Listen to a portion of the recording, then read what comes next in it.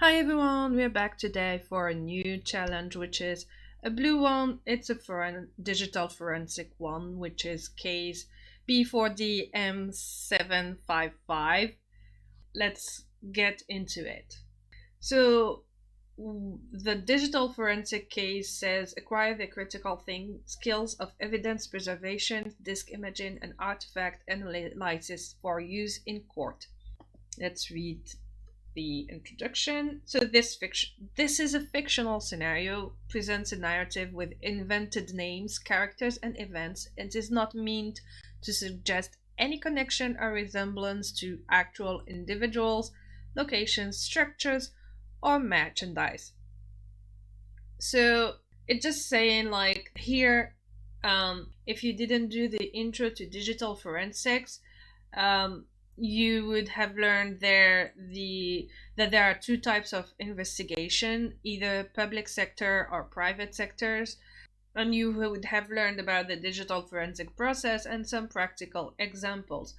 So in this room, we are just gonna use those knowledge and simulate an actual crime scenario whereby a court of law has authorized us to conduct a search on a specific person and analyze obtained artifacts and evidence. So for that, we need to ensure proper chain of custody.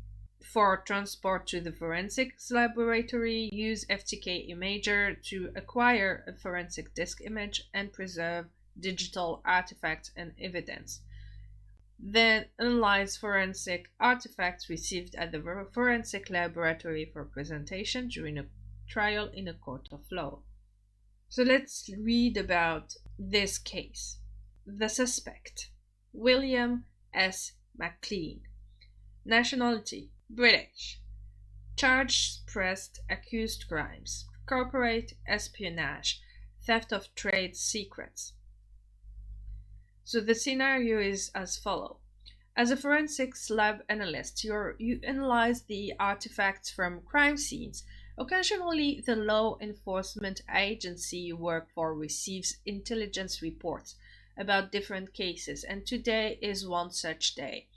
A trusted informant who has connections to an international crime syndicate contacted your supervisor about William S. McLean from case B4DM755.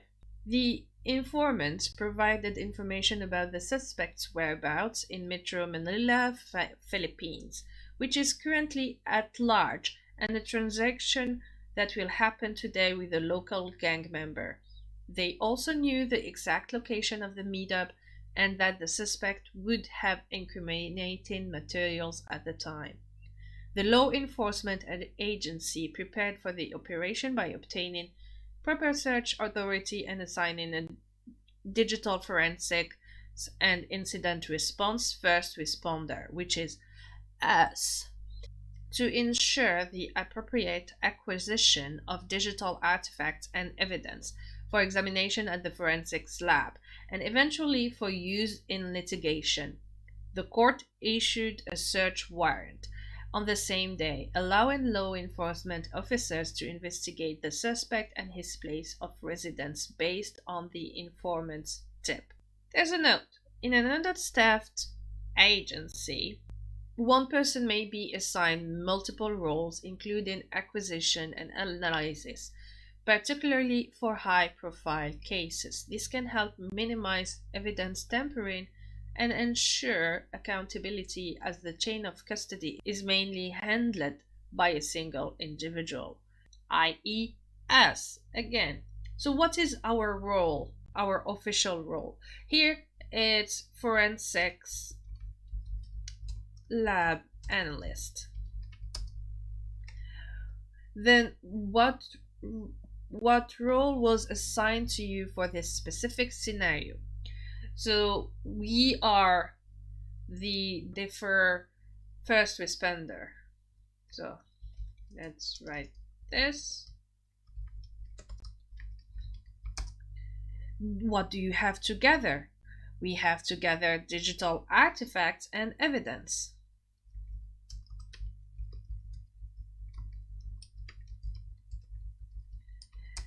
Then what document is needed before performing any legal search? We need a search warrant.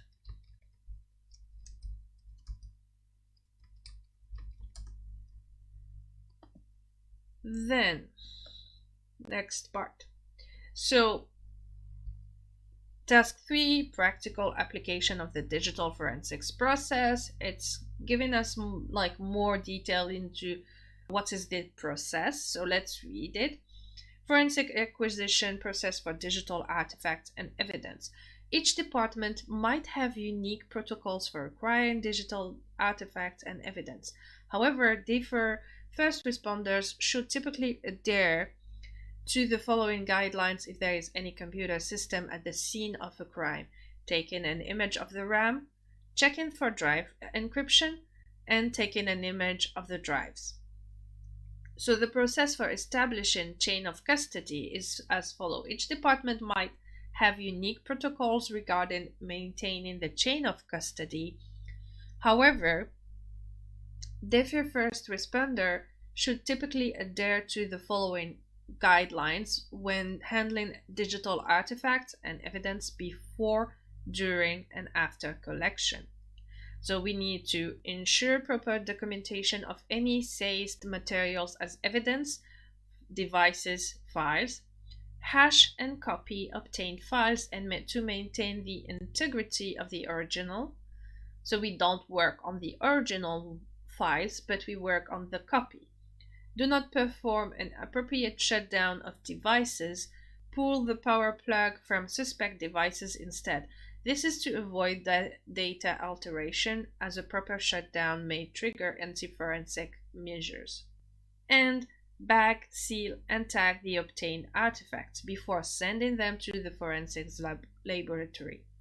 Before, during, and after turnover, ensure that the artifacts and evidence are complete and the field operative and forensic lab analyst verifies inventory.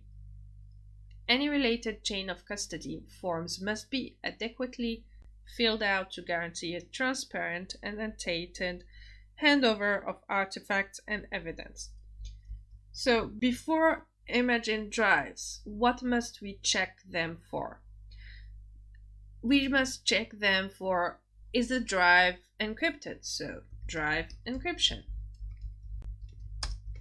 What should be done to ensure and maintain the integrity of the original files in the chain of custody?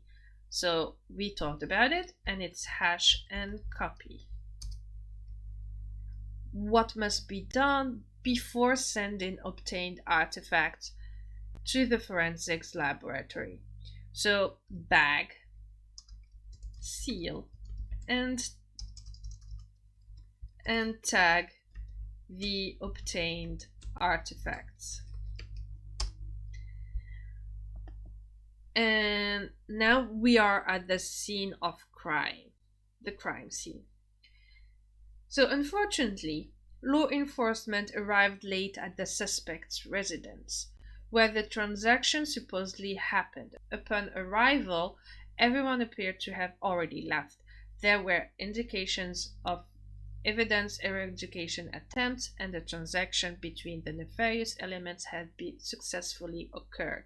So during a thorough search of the suspect's place, law enforcement officers discovered a flash drive under the desk and a keychain with the initials WSM was attached to the flash drive, which the team believes belonged to the suspect. It may have been left behind accidentally in their haste to vacate the place.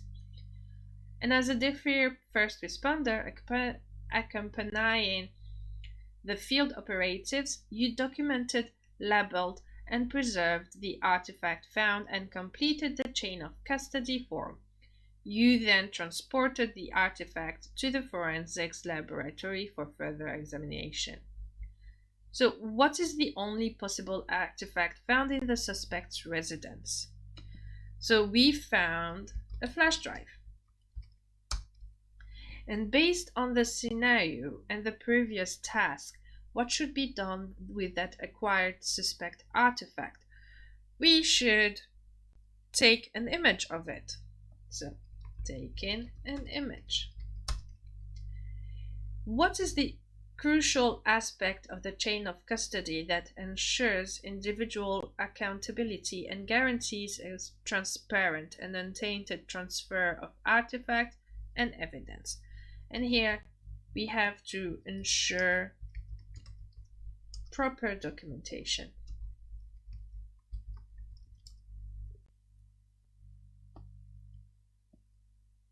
So in the next part, we need to connect to the machine. So start the machine if you haven't done it already. And we'll be experimenting with FTK Imager. So what is FTK Imager? FTK Imager is a forensic tool that allows forensic specialists to acquire computer data and perform analysis without affecting the original evidence, preserving its authenticity, integrity, and validity for presentation during a trial in a court of law. So in the real world, generally speaking, a forensics lab analyst will use a write blocking device, a write blocker, to mount the suspect drive forensic artifact to prevent accidental tampering. So in general, what we'll be using is something like this, where you would be putting like the flash drive or a disk, any drive, and then this will be, you can use it just to read from the drive, but it won't let you write on it. So that's why we call it a write blocking device, as its name suggests. So FTK Imager user interface is as follows. It includes these components that are evidence tree pane that looks like this, and this here it displays a hierarchical view of the added evidence sources such as hard drives, flash drives, and forensic image files. Then there is the file list pane, which is here, displays a list of files, as you can see here, and folders, and contained in the selected directory from the evidence tree pane. So here, the directory that has been selected is this one, and these are the files that we find here. Then there is the viewer pane, which is this one, which displays the content of the selected files in either the evidence tree pane or the file list pane. So here, this is the file that has been selected, and this is the content of this file. So working with FTK Imager, the objective of it is verify encryption, obtain a forensic disk image, and analyze the recovered artifact. So we will be doing these steps one by one at the same time. Step 1 is detecting EFS encryption with FTK Imager. So the drive file must be NTFS to utilize EFS encryption, and EFS encryption is not compatible with FAT32 or exFAT file systems. So a forensic lab analyst can perform the following steps to detect the presence of EFS encryption on a physical drive. Let's do it directly on the here. So let's open FTK Imager. Yes. Okay. So let's open file. And here we are going to add evidence item. Choosing here, please select the source evidence type. It's a physical drive. Then next. Here we'll use this one. So now that this has been done, what we can do, we go back to file and we go click on detect EFS encryption, and it says no encryption detected. So now that this has been done, we can start answering the questions. So what device will prevent tampering when acquiring a forensic disk? We talked about it. It's a write blockade. It's a write blockade device. What is the UI element of FTK Imager which displays a hierarchical view of the added evidence sources? It's evidence tree pane. Is the attached flash drive encrypted? No. We were able to see that it was no. And the last question for this task is what is the UI element of the FTK Imager which displays a list of files and folders? And this is the file list pane. So on the next task, it says using FTK Imager to acquire digital artifacts and evidence. So step 2, creating a forensic disk image with FTK Imager. So a forensic lab analyst can perform the following steps to create a forensic disk image from a physical drive. So, okay, let's do that directly. So here we can go to File, Create Disk Image. Oh, where is it? There you go. And then physical drive. We are still using the one that we chose before, so Microsoft Virtual Disk. So we check this, verify images after they are created, and create directory listings of all files in the image after they are created. And then we can press add and select this. So it's already selected. Next.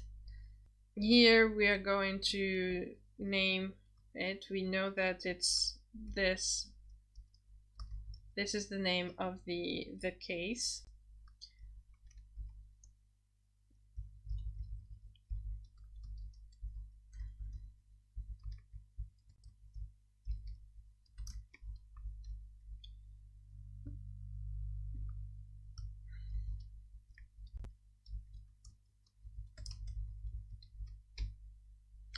And we can put some notes like it's the case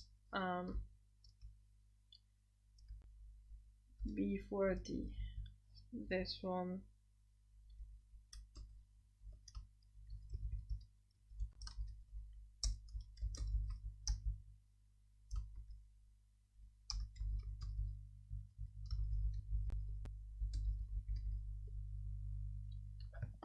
Next.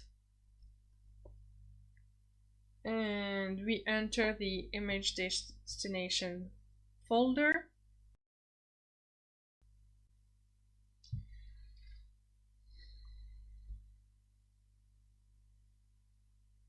Desktop.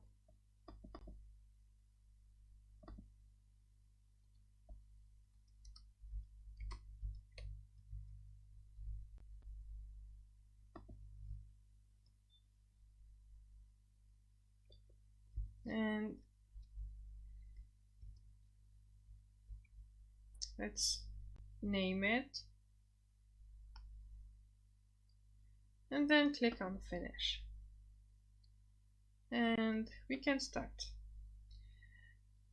Now we just need to wait.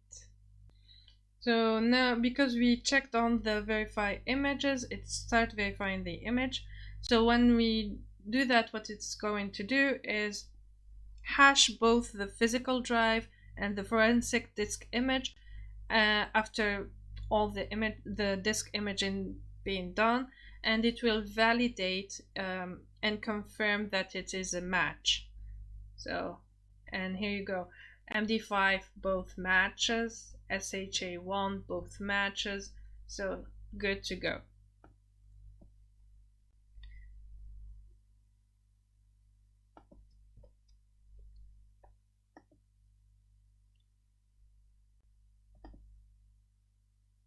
So now it says we can go ahead and answer question 1 and 2 and then back to step 3. So let's just answer question 1 and 2.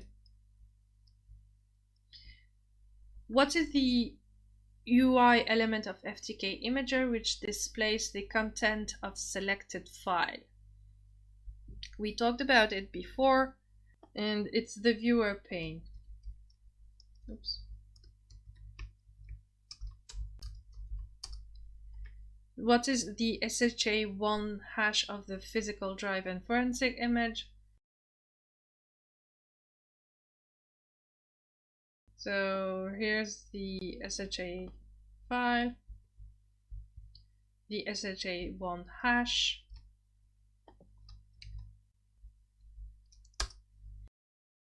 So now in step 3, it says mounting a forensic disk image and extracting artifacts. So a forensic lab analyst can perform the following steps to mount a forensic disk image and extract artifacts using FTK Imager. So let's do that. Okay, let's close this. So we go to File, then Add Evidence Item. In here we choose Image File because we created the image. And in the next one we will select the evidence source. So I had created it here, and it's this one, and click on Finish. So now we will be working with this. So the evidence tree pane has this the artifacts that will be visible here, and if we click on anything, you get artifacts will be visible in the file list. And if we click on anything, we have this that will be populated, which is the viewer pane. So an important thing to take into consideration is that during a forensic analysis with FTK Imager, it is always crucial to analyze using the forensic disk image that has been created, and it is also equally important to look for signs of deleted files. So these deleted files will have symbols like the X symbol, or we also want to see if there are obfuscated, corrupted files which will have a size of 0, and obfuscation, which is conflicting information about a file's extension and header information. So you can look here, go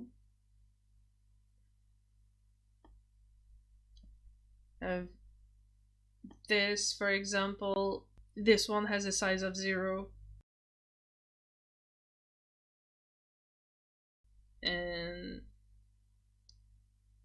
then there are unallocated space.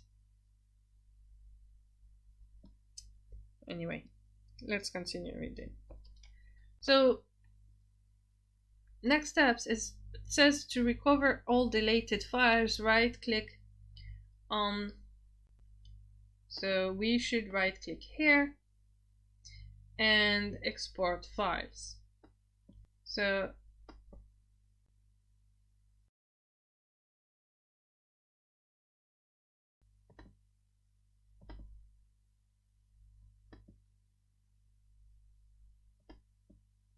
now that this has been done, if we go, so if you look here in this new folder, we'll get this, which is the same, this one, the root here. So the next questions that have been asked are, including hidden files. How many files are currently stored on the flash drive? So here it's the one that the image that we created with the restored files and so on and so forth. Let's look at the original file drive, and you can see here there are 1, 2, 3, 4, 5, 6, 7, 8. So the answer is 8. Next question, how many files were deleted in total? Deleted files, i.e. those with an X symbol. So let's go back here and look this. Look here. So there is 1. Can you see the X here on the file image? So 1, 2, 3, 4, 5, and 6. Now, how many recovered files are corrupted, meaning file size of 0? So there's 1, 2,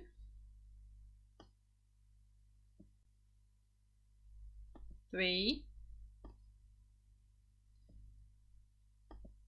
Apparently, there's only 3. So here we go. Okay. Then at the forensic laboratory. So we are now at the laboratory. It says, upon receiving the artifacts and evidence from the crime scene at the forensics lab, it is imperative to establish their authenticity. Since the DEFIR first responders recover only a flash drive, you then proceed with the following actions. Verify and document every detail of the chain of custody form from the crime scene to the present. Use FTK Imager to create a forensic disk image of the seized flash drive from the suspect's residence in Case B4DM755. Match the cryptographic hashes of the physical drive and the acquired forensic image to guarantee the authenticity and integrity of the artifact, making them admissible evidence in the court of law.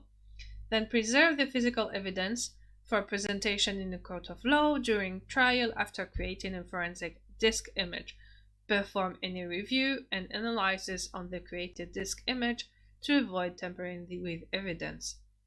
Then document all examination operations and activities to ensure the admissibility of evidence in court, and during the presentation at trial, ensure that the cryptographic hashes of the physical evidence and the forensic disk image match. So we have the following questions. Aside from FTK Imager, what is the directory name of the other tool located in the tools directory under desktop? So we go to the desktop, and here we open tools. It's Exiftool. It's asking for the name of the directory. Okay, what is the visible extension of the hideout file? So what we can see here is this. It's .pdf. View the metadata of the hideout file. What is its actual extension? So we are asked to find the real type file of hideout file. So what we can do is we can go here and then look at the first few bytes. Here they are. Copy them and then search for it on somewhere. So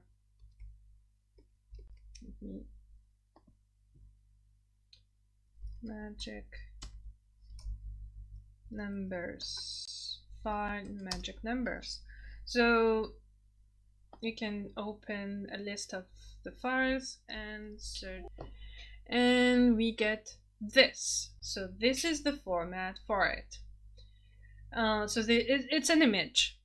We can do the same thing with Exiftool. So let's do that with Exiftool too. So we are back here. So what we can do is using the Exiftool. Now we know that it's this. What we'll be searching for is, so let's copy this.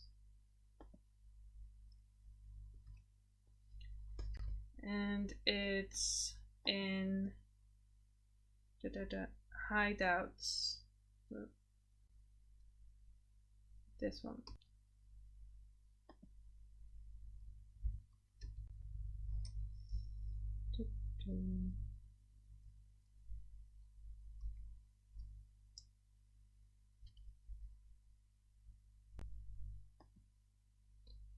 .pdf. And here we go. So same as before. Image, compression, JPEG.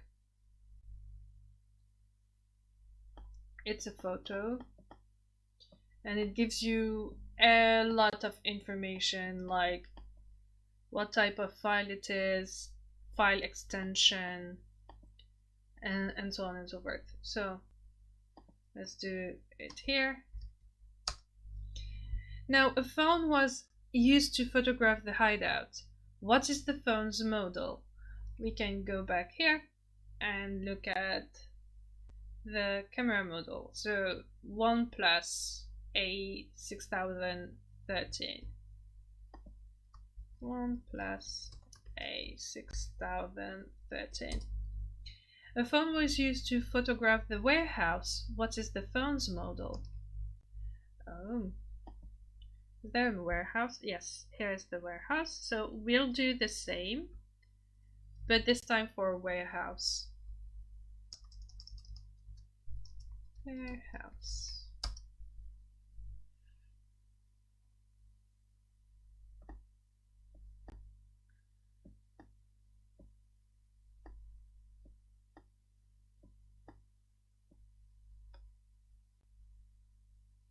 Here it's a Mi 9 Lite. So Xiaomi.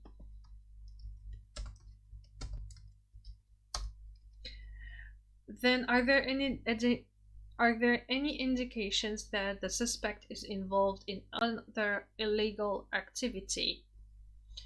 So let's look at the hint. One obfuscated file is a zip file. Change the extension and unpack it. So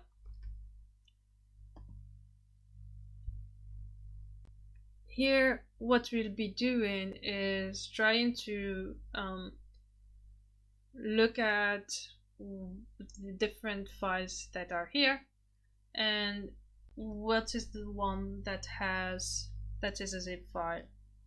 So what we can do is we can either run Exiftool on all the files and find the one that is a zip file, or we can look at the view pane here and search for the one that starts with the zip file magic number. So let's first find out what's the magic number for a zip file. And if we go look here, for the zip file, it starts with 50 B03 or 05 or 07. Anyway, it starts with 504B. So let's look at the start of each file and see if there is one that's like that. So going back from the first one, and at the same time,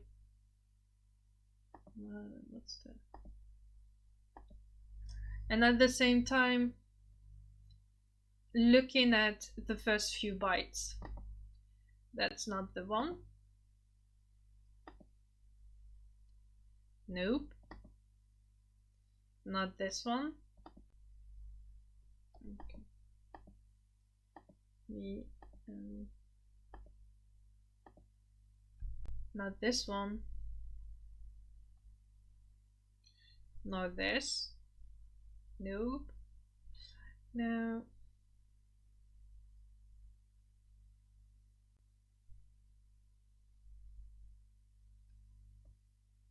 No.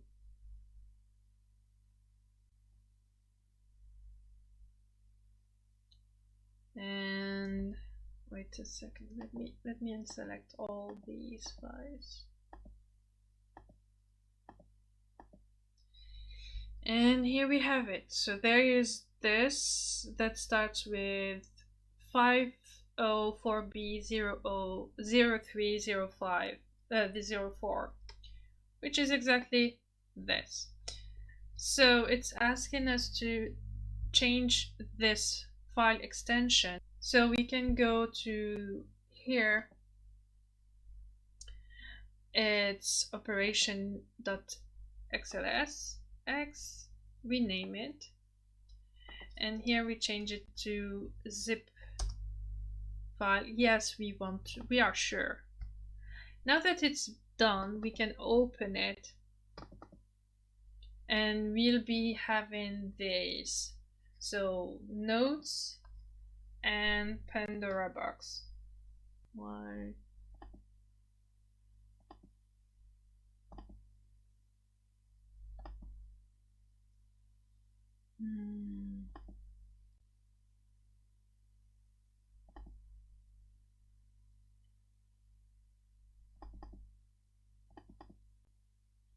There we go. And when you open it, what we see: shipment details, third day of every month, products, 0 days, trojans, ransomwares, rootkits, and so on and so forth. So we are sure that the suspect is involved in other illegal activities. So yes. Who was the point of contact of Mr. William S. McLean in 2022? Okay, let's read these more. Year 2022. It was Carl Renato Abelardo. I don't know how it's pronounced, but it's this guy.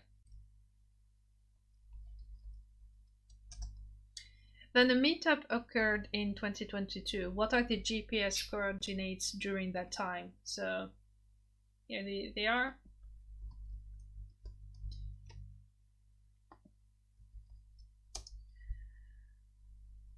So then what is the password to extract the contents of Pandora's box? Let's see if there's more here. Let's read it. Underground, community creds, dark pool marketplace, menacingly marketplace. So these are like the passwords, but they are for, I don't think they are for that one. So send email. Oh, here we go. Dark Vault Pandora. Do not open. Okay, so we can,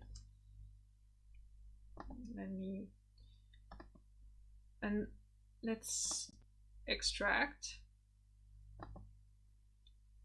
Okay, and here's the password. Nope, that's not the password. Okay, maybe. Nope, it's not. Is it just this? No. Is it with it? No. Maybe it's the whole thing. It's probably the whole thing. It's probably the whole thing. Like this. Like all this. Let's try. Yep. So. Cancel. Extract all. Extract, and now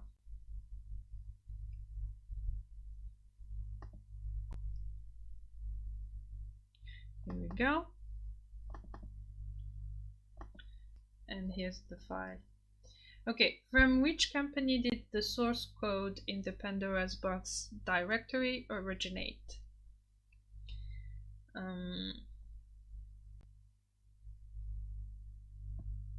Let's try with the notepad. Oh, I don't think that's not the answer for that question, but for another one. Maybe. So let's look into it.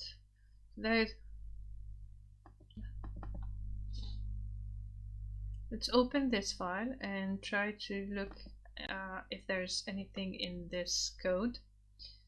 And it says, ooh, company name. Here we go.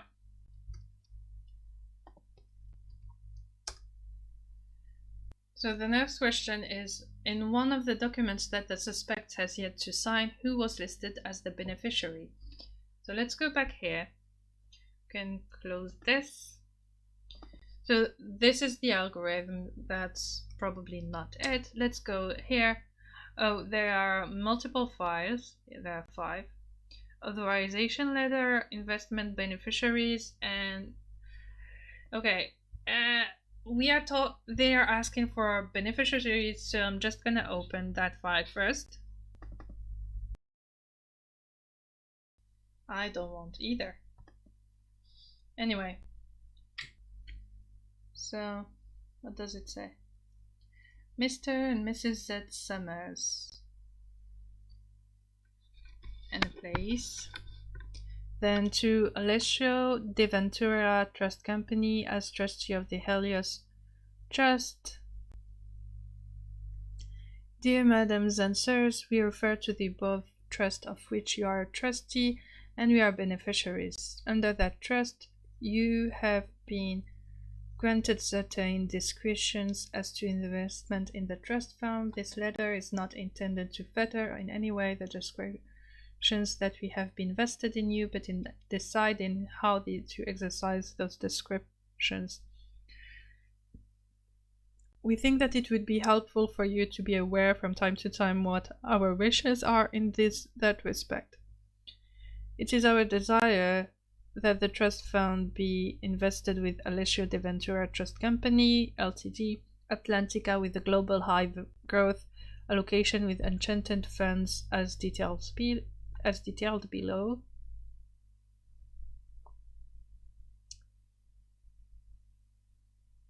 So this isn't the one. Let's see. This one maybe. And probably yes. Resolution of the Executive Committee of Alessio De Ventura Trust Company Ltd made the first day of October 2008. On written request from the beneficiary, it was resolved that the trustee make a capital distribution of the sum of $420,000. Nice! As settlement to the principal beneficiary, Mr. Giovanni Vittorio De Ventura. And here we have it.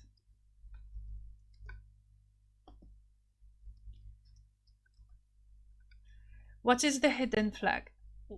I mean, you've seen it because I opened it before, so it's in the do not open file. And here you go. Next, and we get to the end. So post analysis of evidence to court proceedings.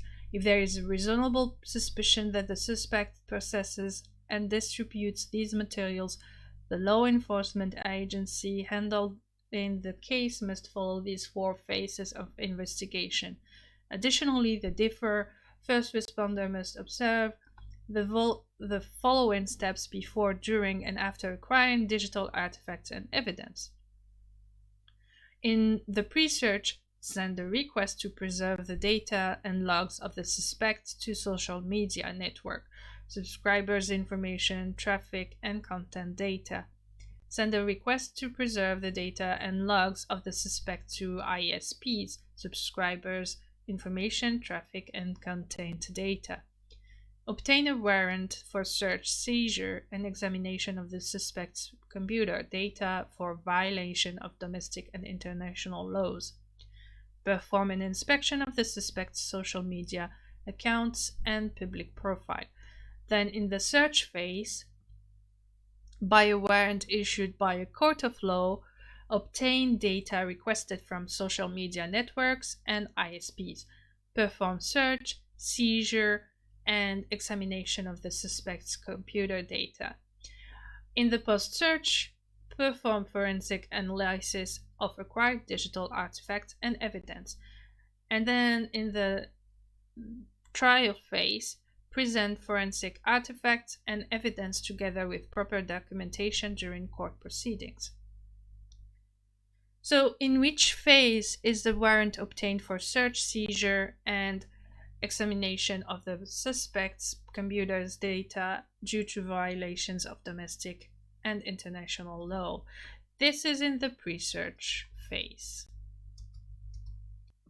Then, in which phase is a forensic analysis? In which phase is a forensic analysis performed on the acquired digital evidence requested from various sources? Here, it's after the search, so post-search. Which phase involves presenting forensic artifacts and evidence with proper documentation in a court of law? And we are in the trial phase. So that was it for today. I hope you enjoyed this video. I enjoyed it. By the way, if you want to read more about forensics and the process, like forensic processes, there are a few papers that I'm gonna list under. So there's some are standards like the NIST 886. There is the NIST IR, like for incident response, 8354, and the ISO IEC standard 27037. I'm gonna list them in the description below. Anyway, that was it for today. Thank you for watching. Until next time. Bye!